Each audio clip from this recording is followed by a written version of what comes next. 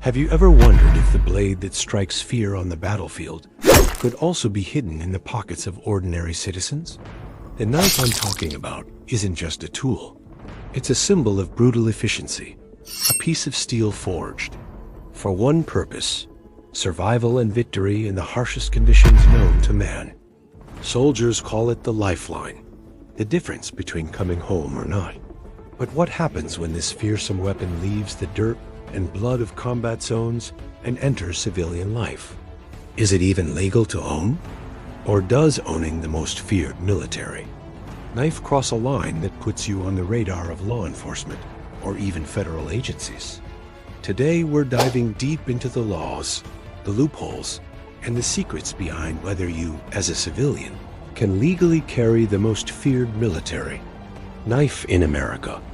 Stay with me, because what you discover today might shock you and might change the way you look at every knife store you've ever walked past. And quick note, in case you're wondering, yes, this voice is AI generated. Some people find it different, but it helps me produce these videos faster and share more info with you. The facts are real, even if the voice isn't. Let's keep going. To truly understand the legality of owning the most feared knife in the US military, we first need to identify which knife claims that infamous title.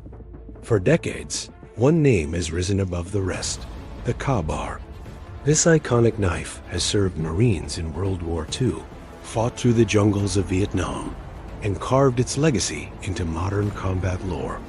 Its reputation isn't just built on bloodshed, but on its unmatched durability and deadly design: a thick, clip-point blade with a sharp belly for slicing, a strong spine for stabbing, and a handle that won't slip, even when soaked in rain, sweat, or worse.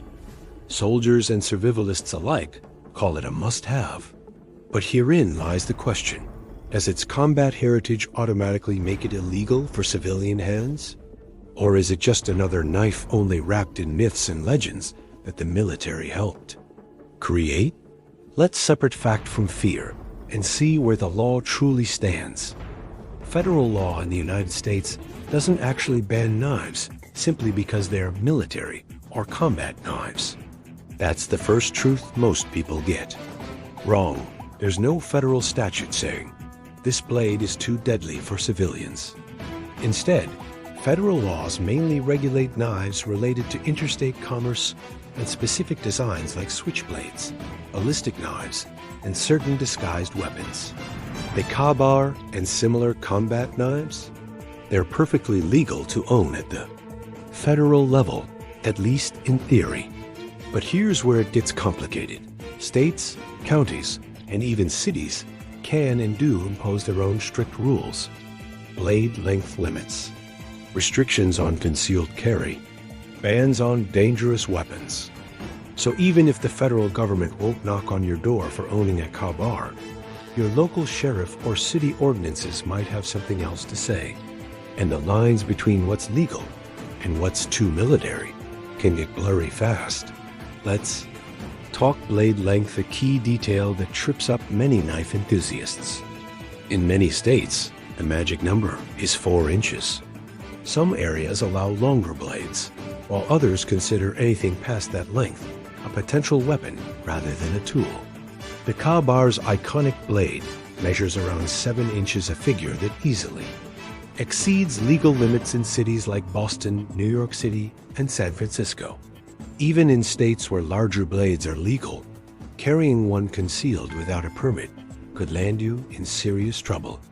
Imagine getting pulled over for a routine traffic stop and an officer discovering a 7-inch combat knife under your seat. Suddenly, the conversation shifts from a speeding ticket to charges of carrying a dangerous weapon. It's this legal gray zone that makes owning the most feared military knife a risky proposition for many civilians, despite its heroic status among soldiers. But legality isn't just about size, it's about intent. Many knife laws revolve around how a knife is carried and why. A combat knife used purely for display, collecting, or outdoor survival often escapes legal scrutiny. However, If law enforcement believes you're carrying it as a weapon rather than a tool, charges could follow even if the knife itself isn't banned. This intent factor is one of the murkiest parts of knife law in America. Two people could carry the exact same kabar, yet one faces no issues while the other ends up arrested. It all hinges on context. Are you headed to a camping trip? Or walking through a downtown nightlife district? Are you transporting it in a locked case or strapped to your belt under a jacket? The devil, as always, is in the details. And this is exactly where people get blindsided. And if you're thinking about adding the kabar to your collection, check the link I've left pinned in the comments. That's where you'll find trusted sellers and legit deals, so you know you're getting the real thing. Don't miss it. Consider real-life examples. In California, Penal Code 21,310 prohibits carrying any concealed dirk or dagger defined as any fixed blade knife on your person. That includes the kabar. In Texas, you're legally allowed to carry blades over 5.5 inches, but not into certain places like schools, churches, or amusement parks. In New York, the laws have shifted, but a 7-inch combat knife could still draw police attention if carried concealed. Meanwhile, states like Arizona and Utah impose fewer restrictions, viewing knives more as tools than weapons.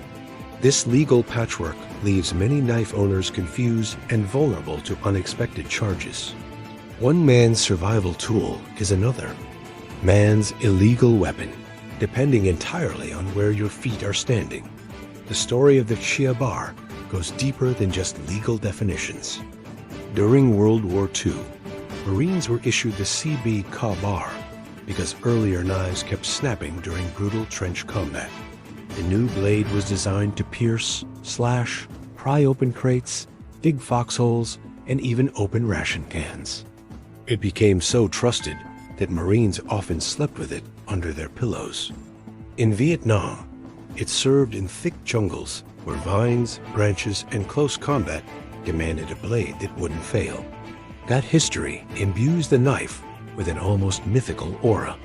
Civilians often buy the kabar not simply for cutting tasks, but to own a piece of military history, a tangible link to the men and women who've carried it into chaos and brought it back home.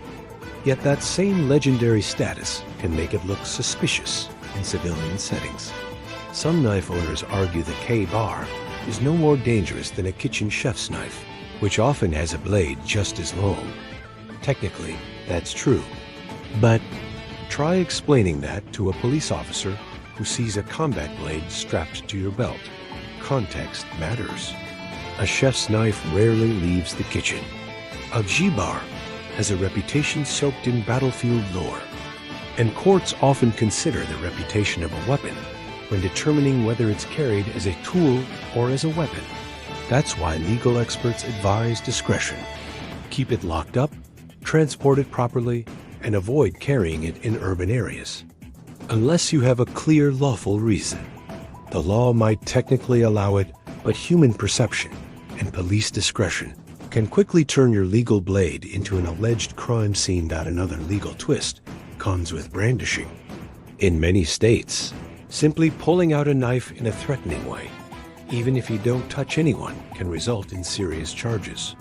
For a civilian carrying a combat knife like the kabar, that's a high-risk scenario. Prosecutors love arguing that brandishing a weapon intended for warfare shows criminal intent. Even if you're defending yourself, the type of weapon you use can sway a jury's emotions. A small folding knife might seem reasonable. A 7-inch combat knife with USMC stamped on the blade? That can look like aggression, not self-defense. And that's the stark reality. Owning the most feared military knife is one thing. Using it or even showing it can become a whole different legal nightmare. One fascinating angle is the growing number of knife collectors and enthusiasts who see the kabar as part of American history. Knife shows across the country feature tables lined with combat knives, each with stories etched into the steel. Some collectors pay thousands for vintage kabars with military provenance. Yet many never carry these knives outside their homes, fearing legal consequences or social stigma. Online forums are filled with debates. Would you risk carrying a kabar in public? Some argue it's every citizen's right. Others insist it's just asking for trouble. This tension between liberty, history, and modern laws is why videos like this exist. Because knowledge might be the only shield that keeps a knife enthusiast safe from unintended legal consequences. So, is the most feared military knife legal for civilians to own? In most cases, yes, technically. But legal doesn't always mean safe from trouble. Blade length limits, concealed carry restrictions, local bans, and cultural stigma create a legal minefield. If you're considering buying a kabar or any knife known for its military history, research your local laws thoroughly. Talk to experts. Read statutes, and when in doubt, consult a lawyer who understands weapons law. Because the line between collecting a piece of military history and facing criminal charges can be razor thin. And that's why knowing the law is every bit as crucial as knowing how to wield the blade itself. If you enjoyed learning the truth behind the legality of America's most feared military knife, don't forget to hit that subscribe button and turn on notifications so you don't miss what's coming next. I've got deep dives lined up into the top 5 most feared combat knives used by U.S. Special Forces, the secret histories behind iconic blades, and even whether these knives are legal to carve.